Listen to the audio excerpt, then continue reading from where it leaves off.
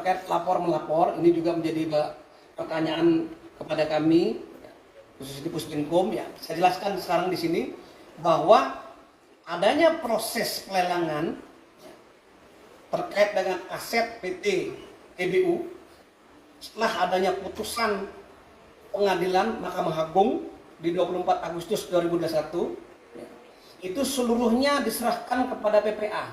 Jadi tidak ada pelaksanaan lelang oleh Pak Jambisus. Jadi kalau ada pelaporan ini keliru. Seluruhnya diserahkan kepada PPA. Dan pelelangannya diserahkan kepada Dirjen KLN di bawah Kementerian Keuangan. Saya jelaskan kronologisnya bahwa sejak awal penyidikan PT GBU ini sudah pernah diserahkan kepada Bukit Asam. Tetapi Bukit Asam BUMN tidak bisa menerima karena berbagai persoalan yang ada di PT GBU ini. Salah satunya adalah banyak utang, banyak gugatan.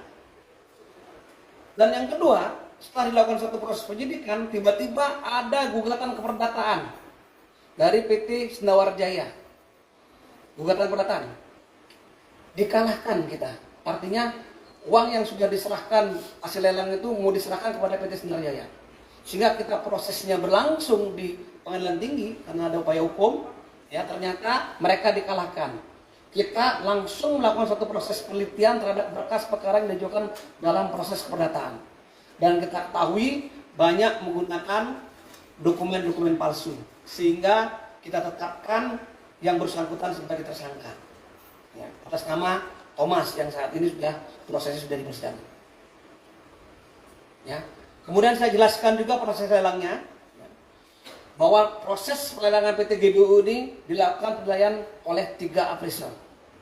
Pertama, yaitu terkait dengan aset atau bangunan alat berat yang melekat di PT GBU dengan nilai kurang lebih 9 miliar.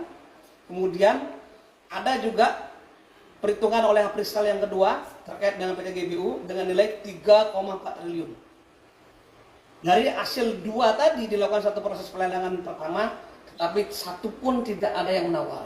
Jadi kalau dibilang ada kerugian 9 triliun, di mana kerugian 9 triliunnya?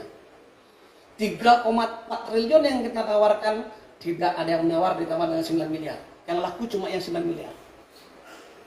Karena tidak ada yang menawar, maka dibuka proses pelelangan kedua. Ya, dengan melakukan suatu appraisal. Yang kedua, ternyata nilainya mengalami fluktuasi karena nilai sahamnya dipengaruhi oleh harga batubara pada saat itu. Sehingga kita memperoleh nilai 1,9 triliun. Itu pun kita lakukan satu pelelangan dengan jaminan. Kenapa ada dengan jaminan? Karena di dalam PT GBU itu ada piutang. Ada utang dari perusahaan lain. Kurang lebih 1 juta US dollar. Kalau dihitung ada kurang lebih 1,1 triliun. Ya. Karena satu orang yang menawar, maka kita tetapkan sebagai pemenang. Kenapa ini cepat kita lakukan satu proses pelelangan? Dulu Bapak Ibu ketahui, teman-teman media ketahui, ya. Karena ini untuk segera dimasukkan ke kas negara untuk membayar para pemegang polis dan premi. Begitu proses pelelangan selesai, semua uang kita serahkan ke Kementerian Keuangan untuk dalam rangka tadi proses pembayaran kepada pemegang polis dan premi yang lagi sedang berjalan. Kedua, menghindari proses hukum, karena ini complicated PT GBU ini, banyak gugatan, banyak permasalahan. Dan menghindari fluktuasi harga saham pada saat itu. Sehingga kita segera lakukan satu proses pelelangan, biar negara tidak rugi. Tapi nggak apa-apa, kita berterima kasih kepada teman-teman yang melaporkan, sehingga menjadi bahan koreksi bagi kami ketika ada ditemukan satu kesalahan.